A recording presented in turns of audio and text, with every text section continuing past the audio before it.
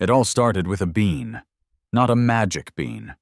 There was no giant, no golden goose, and at no point did I have to trade my only cow.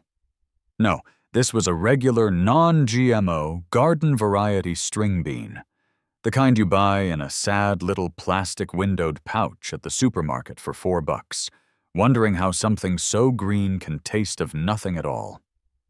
I was standing on my deck, if you can call it that, in the glorious beige on taupe community of Willow Creek Estates, which has neither willows nor a creek. Our homeowners association dictates all. Our mailboxes are a specific, non-negotiable shade of greige. Our lawns must be between 3 and 4 inches, a standard our HOA president, Brenda, personally verifies with a ruler. And our decks, according to bylaw 58C, must not exceed 6 inches in height from the foundational slab. So, I was standing on my 6-inch-high, HOA-approved patio slab, nursing a Coors Light and staring at a patch of dirt by the fence. This was the dream. The house, the mortgage, the 2.5 kids. Metaphorically, we have a cat and a Roomba. This was it. My wife, Sarah, came out, slid the glass door shut, and handed me another beer. She looked at the same patch of dirt. "You know," she said, "it would be nice to have some fresh string beans, like the ones my grandma used to grow." And there it was, the inciting incident. The single, simple, wholesome request that would eventually lead to multiple 911 calls, a lawyer's letter, and a 20-foot-tall monument to spite that would block out the sun for a small portion of our zip code. But I didn't know that yet. I was just Frank, a guy with a decent set of tools and a weekend free. "String beans," I said. "I can do that. They need a thing to climb, right? A trellis." "Yeah, a little trellis." I spent that Saturday building it. It was a beautiful, rustic, 8-foot-tall trellis made of cedar 1x2s. It was wholesome. It was pastoral. It smelled like a forest. I anchored it to the ground, shoveled fresh soil around the base, and planted my first row of bean sprouts. I stood back, hands on my hips, sweating. It was good. Sarah came out. "Wow, Frank, that's tall."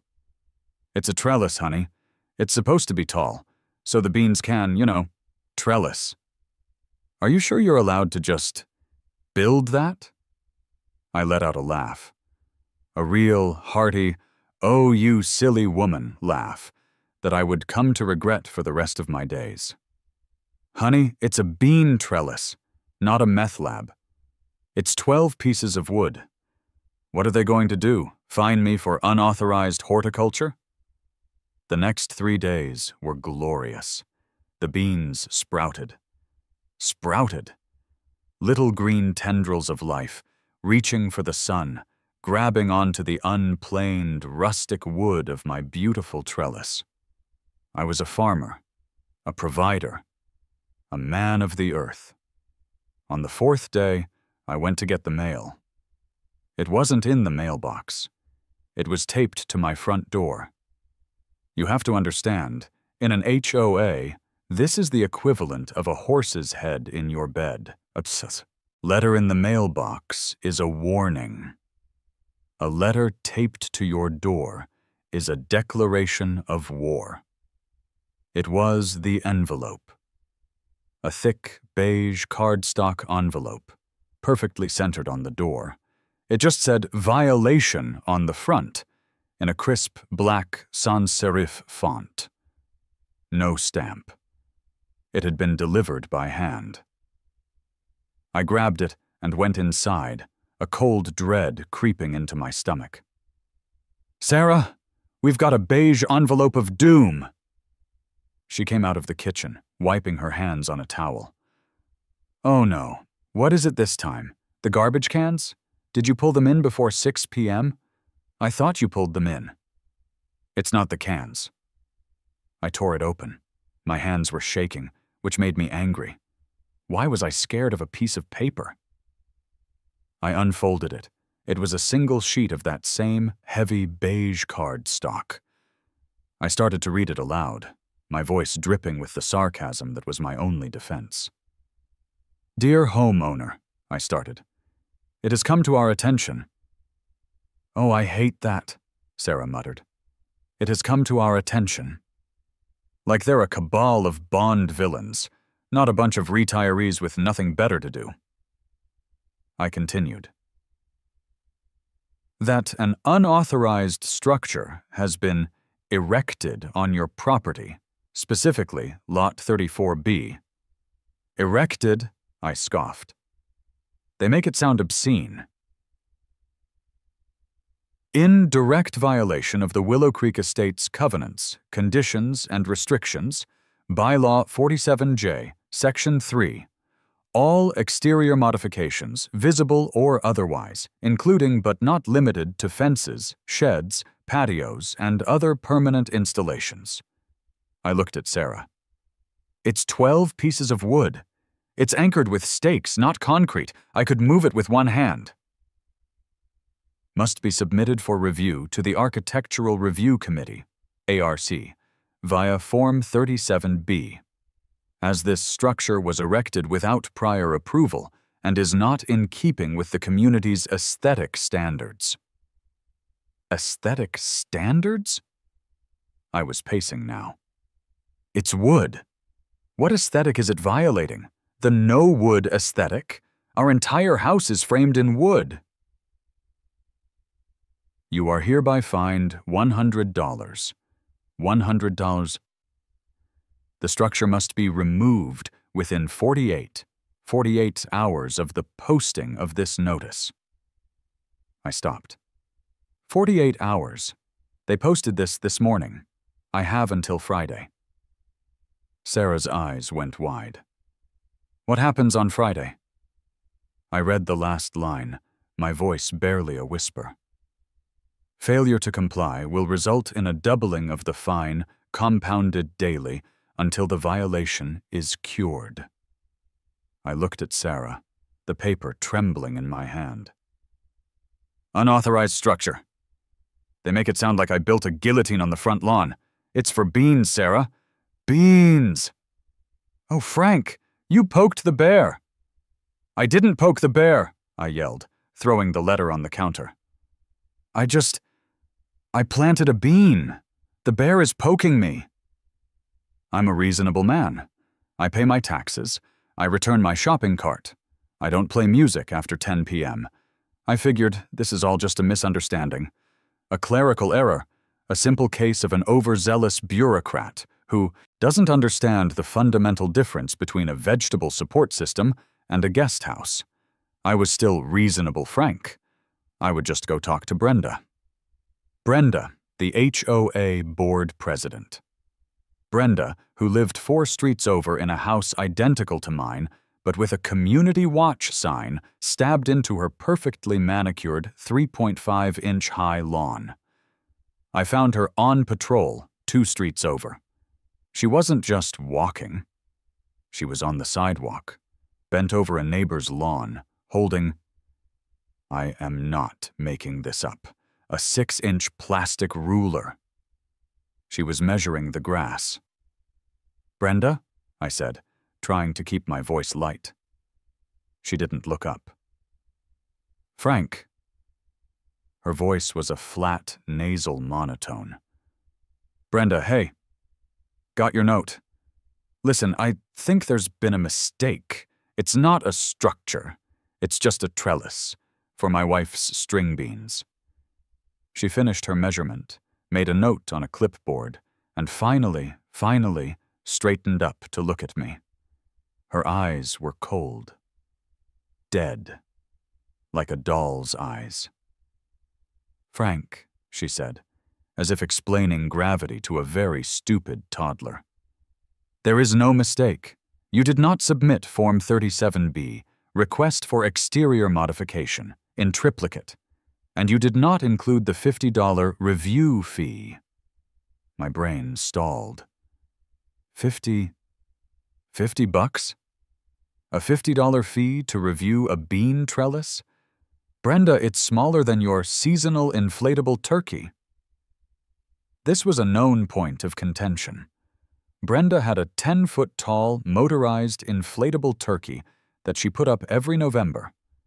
Its little inflatable head bobbed back and forth, 24/7, for 2 straight weeks. It was hideous. Brenda's eyes narrowed. The turkey is pre-approved by the board for the November 15th through 28th window. Your thing is an eyesore. It's unplaned wood, Frank. It's cedar. It's unplaned, she hissed, like the word left a bad taste in her mouth. It has splinters. Think of the children. What if a child ran up and rubbed their face on it? Why would a child rub their face on my trellis, Brenda? It's a violation.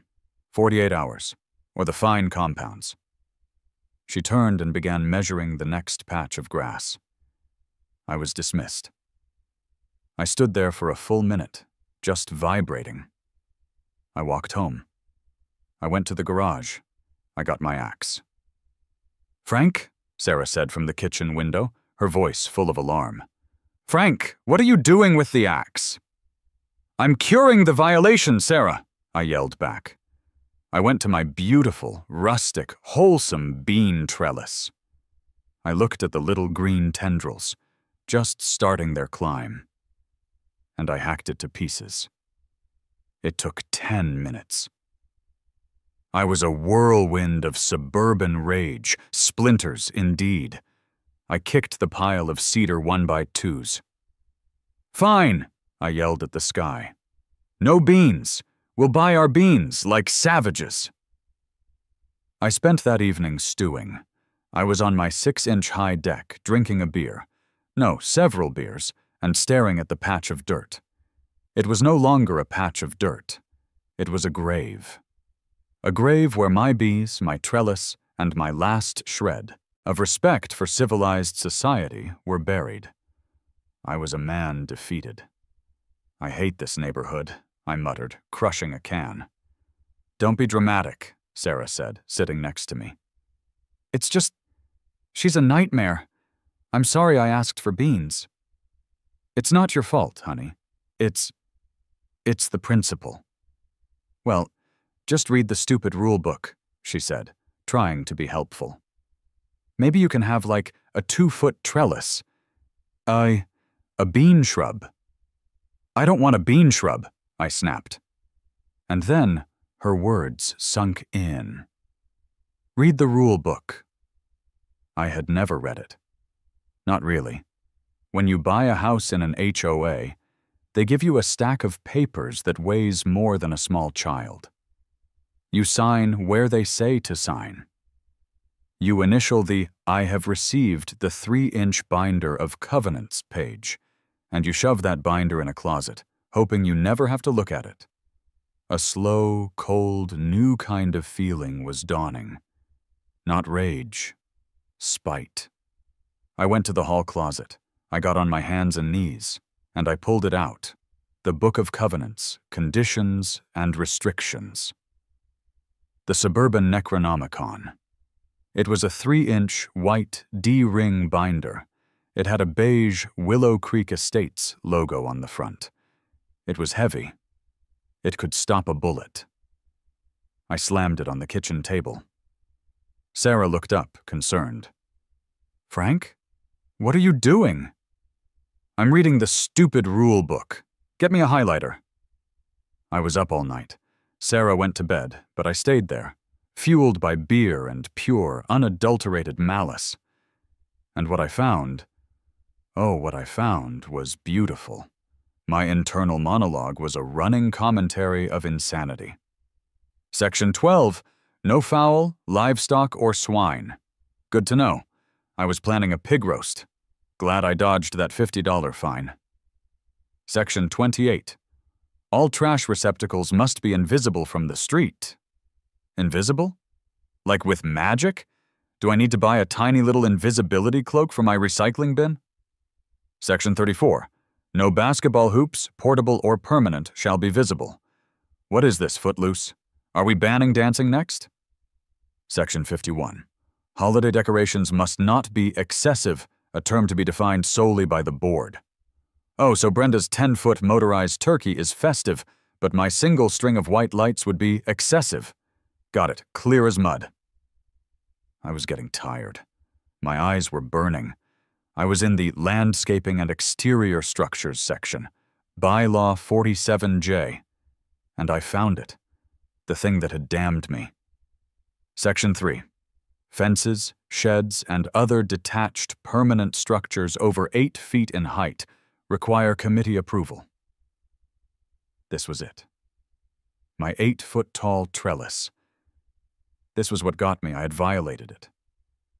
I sighed, about to close the book. It was over. She won. But my eyes snapped open. There was more. A new section, Section 4. However, open-air garden structures, including arbors, gazebos, and pergolas, not attached to the primary residence and under 25 feet in height, are considered pre-approved landscape elements and do not require committee review, provided they adhere to all county setback guidelines. I read it again and again. Open-air garden structures. Pergolas, under 25 feet in height, do not require committee review. A slow, maniacal grin spread across my face. It wasn't a happy grin. It was the kind of grin a supervillain gets right before he reveals his master plan. Pergola, I whispered to the cat. I got up. I went to the garage. I found my 100-foot tape measure. I went to the backyard. I measured my setback from the fence. 10 feet. I had the space. I had the bylaw. I pulled out my phone and Googled pergola. Frank? Sarah's voice came from the bedroom. It's 3 a.m. Are you measuring something? I just stood there in the dark, the tape measure in my hand, my grin illuminated by the blue light of my phone. Sarah! I shouted, walking back into the house. How much do you really like gardening? What? She called back, sleepy. I don't know. A medium amount? I looked at the bylaw, then at my phone, then at the empty patch of dirt. You're gonna learn to love it, I whispered. I didn't go to work the next day. I called in sick. I've got a bug, I told my boss. It wasn't a lie. I had the spite bug. I sat at my computer. I'm no architect. I'm a guy who works in middle management. I use Excel. But that day, I was Frank Lloyd wrong. I downloaded a free, janky 3D modeling program and started to design. The trellis was a Toyota Corolla, I muttered to myself, dragging a 10-inch thick virtual beam across the screen. This will be a monster truck. I had the setback, 10 feet. I had the bylaw, under 25 feet. Why 20 feet? Sarah asked me later when she saw the sketches. Why not 10 or 12? Because, honey, I said, pointing to the screen, 12 feet is reasonable. 12 feet is tasteful. 12 feet, she might argue, is just an arbor. But 20 feet is unambiguous. 20 feet is a structure. 20 feet is compliant. I was also going to go 24, just to stick it to the 25-foot limit, but I reined myself in. No, Frank, I told myself. Be neighborly. The design was breathtaking. A 15 by 15-foot square. 4 massive posts, a latticework of beams on top that was dense enough to blot out the sun. It would be glorious. I measured the shadow it would cast. At 4 p.m., it would cover my entire backyard and most of my neighbors. And if my math was right, the roof of Brenda's house, 4 streets over. My math was not right, but a man can dream. Technically, I explained to Sarah, who just stared at the design with a look of mild horror, it's a garden structure. I'm going to hang a single, sad-looking geranium from it. That's gardening. I also realized this was not a one-man job. My axe and cedar plank skills were not going to cut it. This required professionals. This required permits. Oh yes. I wasn't just going to build it, I was going to build it to code. I was going to get city permits. I was going to get it inspected. By the time I was done, this thing would be able to withstand a Category 3 hurricane. It would be the most legally sound, over-engineered 20-foot-tall middle finger in the history of suburban America. My last act of the day was the most delicious. I went to the HOA online portal. I didn't file Form 37B, Request for Exterior Modification. Oh no. I found Form 19, Notice of Landscaping Improvement. A different form entirely. One that didn't require approval, only notification. I filled it out. Project: Installation of pre-approved open-air garden structure, Pergola. Dimensions: 15, Echo 15, x 20h. Materials: pressure-treated 10x10 posts, 2x10 beams. Concrete footers. Start date: TBD.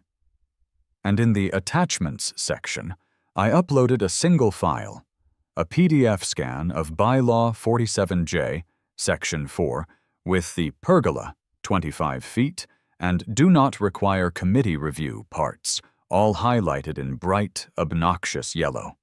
I hit Submit. I imagined Brenda's computer monitor, somewhere across the beige scape, bursting into flames. Now I had to find someone to build the monolith. This was a key interaction. I needed someone who wasn't just a builder. I needed someone who was an artist, a spite artist. I called 3 contractors. The first one was Shady Steve's All Sorts of Jobs. He showed up in an unmarked van that was actively leaking oil on my HOA-approved driveway.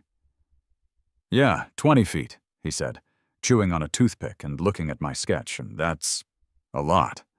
You want permits for that? Or permits? He did the little air quote thing.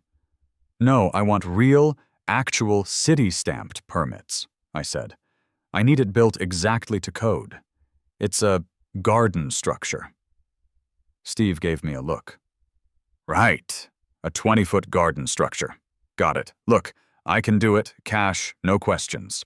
We'll have it up by Tuesday. But it might lean a bit. I passed. A leaning spite structure gives Brenda an opening. This thing had to be straighter than a Baptist preacher on Sunday. The second one was Corporate Carl from Tuscan Landscapes. He showed up in a pristine branded polo shirt, driving a shiny hybrid. He smelled like expensive hand sanitizer. He looked at my sketch and recoiled. Pergola? Yes, we have the Tuscan Sunset package. It's 10 feet, very tasteful, composite wood. No, I cut him off. I don't want the Tuscan Sunset. I want this, 20 feet tall, real wood. Carl sputtered. But sir, the aesthetics. That's not in our design book. A 20-foot structure, it would block the sun. That's half the point, Carl. He looked at me like I had just suggested sacrificing a goat on the lawn. He passed. I was getting desperate. It was 5 p.m. One last call. Bill & Sons Construction. A rusty '98 Ford F-150 pulled up. A grizzled older guy got out. He had a face like a baseball glove and hands like cinder blocks. This was Bill. He didn't say anything. He just walked up, took the crude sketch from my hand, and looked at it. He looked at the patch of dirt. He looked back at the sketch. Then he let out a low, long whistle. 20 feet, he said, his voice a gravelly rumble. What did she do? I was stunned. She? Yeah, she. You don't order a 20-foot spite pergola unless there's a she involved. HOA president? I just nodded. Brenda made me tear down my bean trellis. A long, slow smile spread across Bill's leathery face. It was not a nice smile. It was a beautiful smile. Brenda, he said, tasting the name. Over on Elm Street? Little woman, clipboard? Measures the grass? With a ruler, I confirmed. Kid, I hate that woman. He crushed the cigarette he'd been holding. She made my guys resod a lawn twice last May because the greens didn't match. We'll do it, and we'll do it right. You will? You have the bylaw? I handed him the highlighted sheet. He read it. Huh. Section 4. They usually get you on Section 3. This is good. This is ironclad. So you'll do it? We'll do it. But it ain't gonna be cheap. We'll need 10 by 10 posts. We'll need engineered footers the size of a smart car. We'll need a city crane for the crossbeams. This is gonna be glorious, and it's gonna be expensive. I looked at my house. I looked at the patch of dirt. I thought of Brenda's cold, dead eyes. It's not about the money, Bill, I said, my voice firm. It's about gardening. Bill slapped me on the back, nearly sending me through the drywall. I love it. My guys will be here Monday, 7 a.m. We'll start with the auger. Monday, 7 a.m. A flatbed truck, the kind they use to move tanks, rumbled down our quiet, beige street. It was carrying 4 22-foot-long, 10 by 10-inch, pressure-treated wooden beams. They didn't look like building materials. They looked like they were stolen from a redwood forest. They looked like trees. The truck dropped them on my driveway with a ground-shaking thud. Windows rustled. Blinds snapped open. The symphony in beige had just gotten a dose of heavy metal. I was on my 6-inch high deck, sipping coffee. I had taken the week off. Brenda was materialized. 1 second, nothing. The next, she was power-walking down the sidewalk, her pink tracksuit a blur, clipboard in hand. She was on my driveway before Bill's guys had even unhooked the auger. "Frank!" she screeched. It was not a hello. It was a battle cry. What is the meaning of this? Are you building a watchtower? I took a slow sip of my coffee. I had been waiting for this moment. I was no longer reasonable Frank. I was paperwork Frank. I held up my mug. Morning, Brenda. Beautiful day for a landscaping improvement, isn't it? I had a little folder on my patio table. I pulled out a single laminated sheet. It was my notice of landscaping improvement with the submitted stamp. I also had the highlighted bylaw. Just a little open-air garden structure, Brenda, I said, pointing to the bylaw. For my ambitious beans. As you can see, I filed the Notice of Landscaping form, as per Section 19. It's all pre-approved. She snatched the paper from my hand. Her eyes scanned it. I watched her face go through the 5 stages of grief. Denial. This isn't. Anger. What? Bargaining. You can't. Depression. Her shoulders slumped. And finally, acceptance. No, wait. No. Just pure, unadulterated rage. Her eyes locked on the dimensions. Pre-approved, under 25 feet. This is 20 feet? She screamed it. A bird fell out of a nearby tree. 20, yes, I said, taking another sip. I was going to go 24, but I thought, no, Frank, be neighborly. She just stood there, vibrating, making a noise like a tea kettle. Then she whipped out her phone, her fingers stabbing at the screen. Get me the HOA lawyer, now! I don't care if he's in court. Get him, now! She stormed off. Bill walked up, carrying a 5-gallon jug of water. She seems nice. Yeah, I said, a real peach. Let's dig some holes. You've never truly lived until you've had a 3-foot-wide, gas-powered auger digging 6-foot-deep holes in your backyard at 7:30 a.m. It sounded like the world was ending. It sounded like a dragon was trying to burrow its way out of hell, and hell was located directly beneath my petunias. Bill's crew was a riot. They were loud. They played classic rock on a massive, spackle-covered boombox. They knew exactly what this project was, and they were loving every minute of it. This wasn't a job. This was a crusade. At 9 a.m., Brenda called the cops.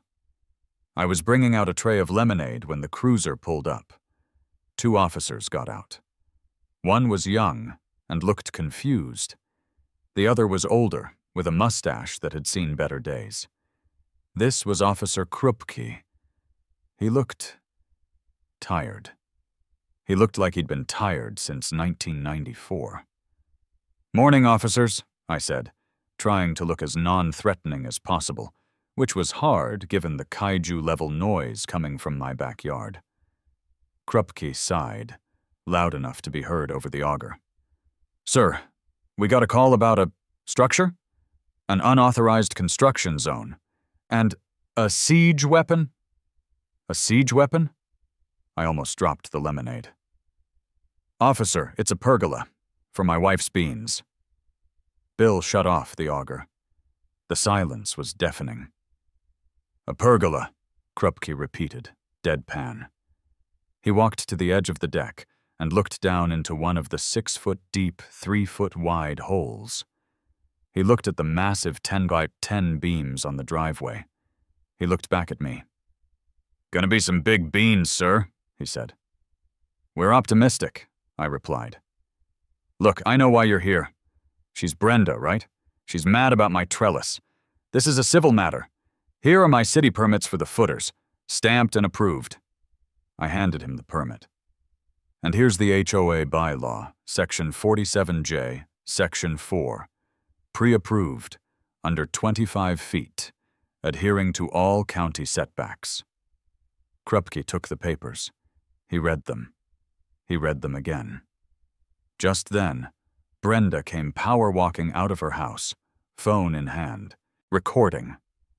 Officer! Officer! He's violating everything! Look at it! It's too big! It's going to fall over and crush the children! Krupke sighed, the sound of a man who has seen the absolute bottom of the suburban barrel. He handed the papers back to me. Ma'am, he said, turning to Brenda. It looks like his paperwork is in order. The city says he can dig the holes. This is an HOA dispute. It's not a criminal matter. Please stop calling 911. But, the siege weapon. It's a pergola, ma'am. Have a good day, sir. They got back in their cruiser and drove off. I looked at Brenda, who was standing on the sidewalk, her mouth open. I gave her a little wave. Day 2. The posts went up. Bill's crew had to use a small motorized crane to lift them. These weren't just posts. They were columns. They were the kind of thing you see holding up a Greek temple. They set the first 20-foot, 10-by-10-inch post into the 6-foot-deep, concrete-filled hole. And it just kept going up.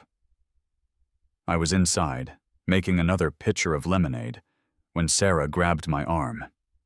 "Frank, look!" I looked. The first post was in. It was huge. "Okay," I said, my voice suddenly very small. "This might be bigger than I thought." "Bigger?" Sarah said. "Frank, it's taller than the house." She was right. Our house was a 1.5-story craftsman-style box. This post shot straight past the gutters, straight past the roofline. It was a monolith. By 4 p.m., all 4 posts were up. My backyard was no longer a backyard. It was a future site of... And the shadow. Oh, the shadow. It was 4:01 p.m., and my entire backyard was in total darkness. My neighbor's prize-winning rose bushes were in total darkness. I was pretty sure I was blocking a small portion of the sun for the entire state of Ohio. Neighbors started to emerge, not just peeking through blinds. They were on their lawns, pointing. Mrs. Gable, 3 doors down, was horrified. "It's a monstrosity!" she yelled at her husband. But then, something else happened. Tim, my neighbor to the left, the one with the roses now in permanent twilight, came over. I braced for a fight. He was holding 2 beers. He handed one to me. He just stared up at the 4 massive columns. "Dude," he said, in a tone of pure, unadulterated awe. "This is epic. Tim, I'm sorry about your roses." "Roses?" he said, waving me off. "They'll live, or they won't. Who cares?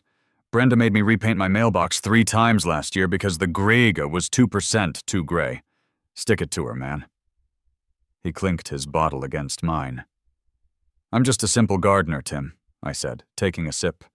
"Tending my sky beans." He just grinned. I wasn't just a weirdo with a giant frame. I was a folk hero. I was the reluctant leader of the HOA oppressed. The cement truck arrived to fill the footers permanently. It was a massive, rotating, roaring beast. Brenda was back, 50 yards away, taking photos with a camera that had a telephoto lens. She was muttering about structural integrity and property values. I just waved. Day 3. The crossbeams. But first, the mail. There was a new envelope. This one wasn't beige. It was a crisp, white, legal-sized envelope from Dewey, Cheatham & Howe, LLP. "Uh-oh," Sarah said. "They brought in the big guns." I opened it. It was a cease and desist, unauthorized construction. It was full of words like injunction, irreparable harm, and community standards. It said if construction was not halted immediately, the HOA would seek all available legal remedies, including but not limited to forced removal of the structure at the homeowner's expense. My stomach did a little flip. This was real. I took the letter outside to Bill, who was strapping on a tool belt. "Bill, we might have a problem." Bill took the letter. He read it. He squinted. Then he laughed. He laughed, a deep, gravelly belly laugh. It's just words," he said, handing it back. "They ain't got an injunction. They just say they'll seek one. To get an injunction, they'd have to go before a judge, and the judge would ask, 'Is he violating the bylaws?' And we'd show him Section 4, and the judge would laugh him out of court." "You're sure?" "Kid, I'm insured. They want to sue me, they can get in line. Keep building, boys." Brenda's next move was clever.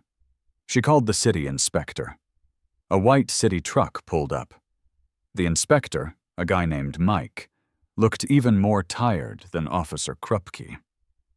Got a call about an unsafe structure, he said, looking at the 4 columns. Morning, Mike, Bill said. Got the permits right here.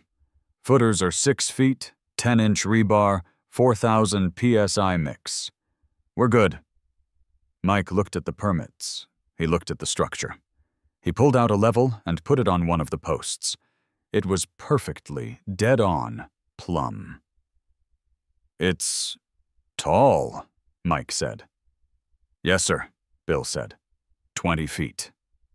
And the setbacks? 10 feet 2 inches from the fence line, I said. County requires 10. Mike sighed. He initialed his form. Footers are to code. Setbacks are right. It's tall, but it's legal. Have a nice day. Brenda, watching from her post, went volcanic. I could practically see the steam. At 4:45 p.m., she made her last desperate move. She called the cops again.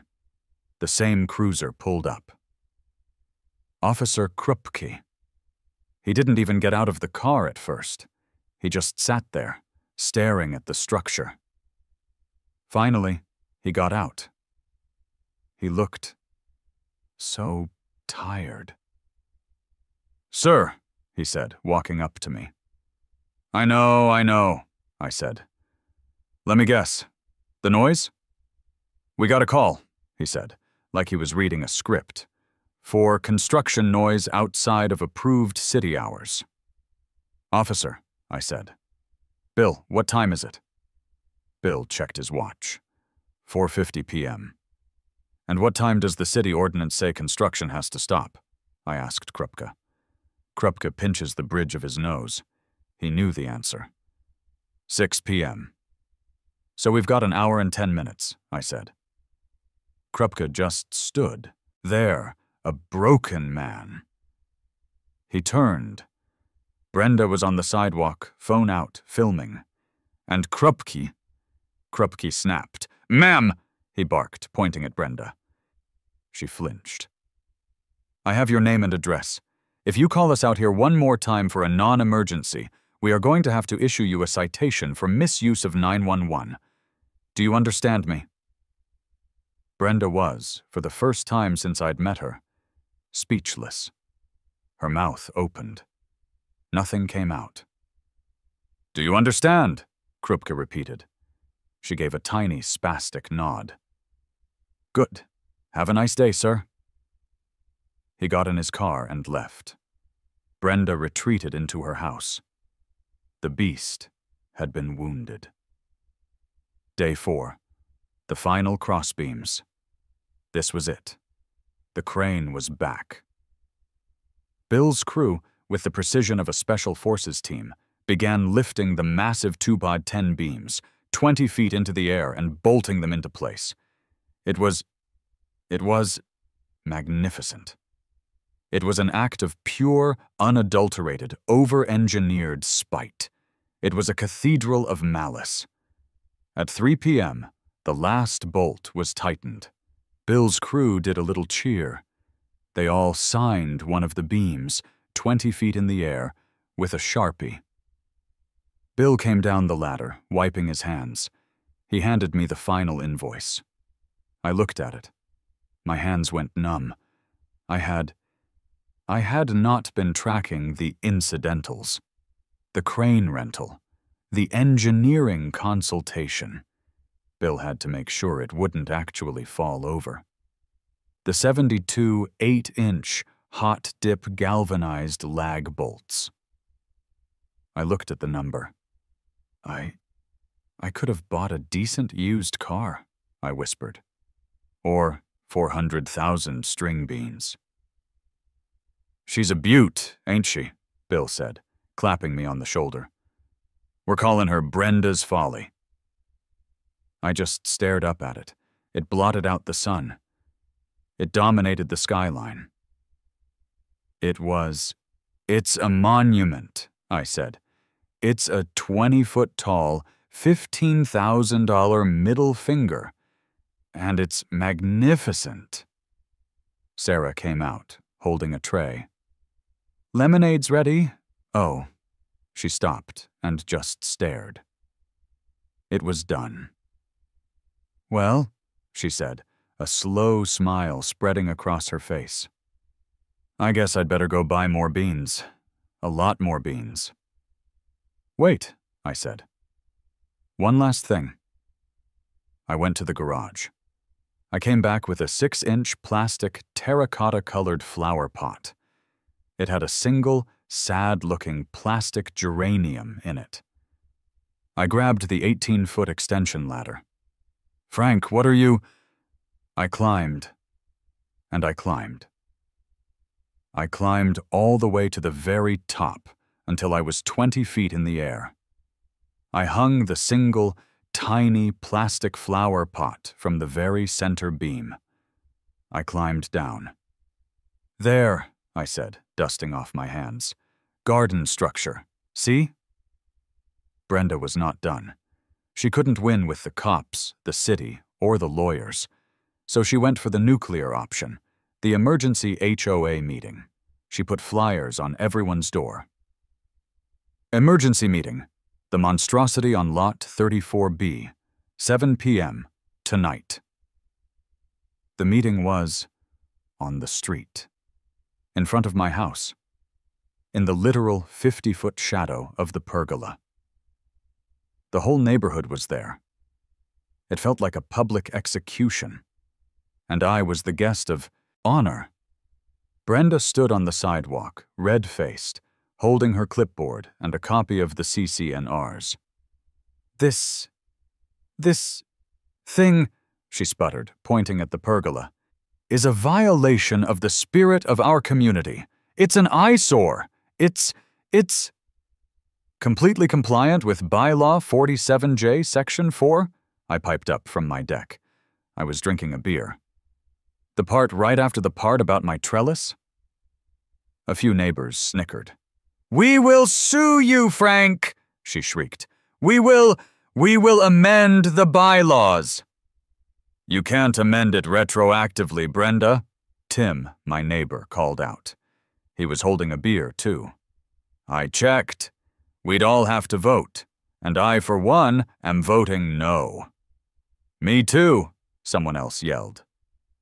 Yeah, said Mrs. Gable, the one with the roses. And Brenda, while we're all here, let's talk about the approved seasonal wreath memo. It's July. Why are you telling me I can't have a hydrangea wreath? It's hydrangea season.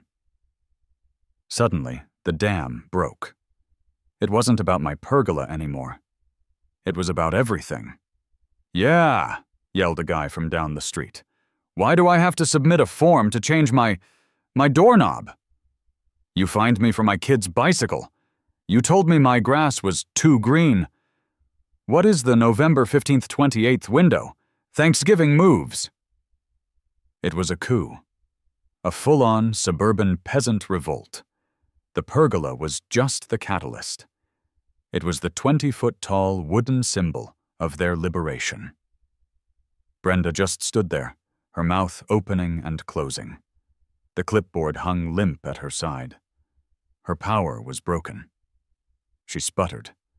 She tried to say section and by law, but the crowd just shouted her down. Defeated, she turned, dropped her clipboard, and retreated into her house. Tim, from his lawn, looked over at me on my deck. He raised his beer in a solemn nod.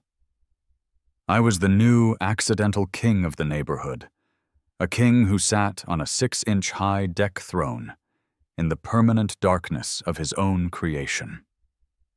A few months later. So what's life like with a 20-foot pergola? Well, it's shady. Very shady. We had to install floodlights just to see our own back door. Our electric bill has thoughts about the new lighting situation. The beans?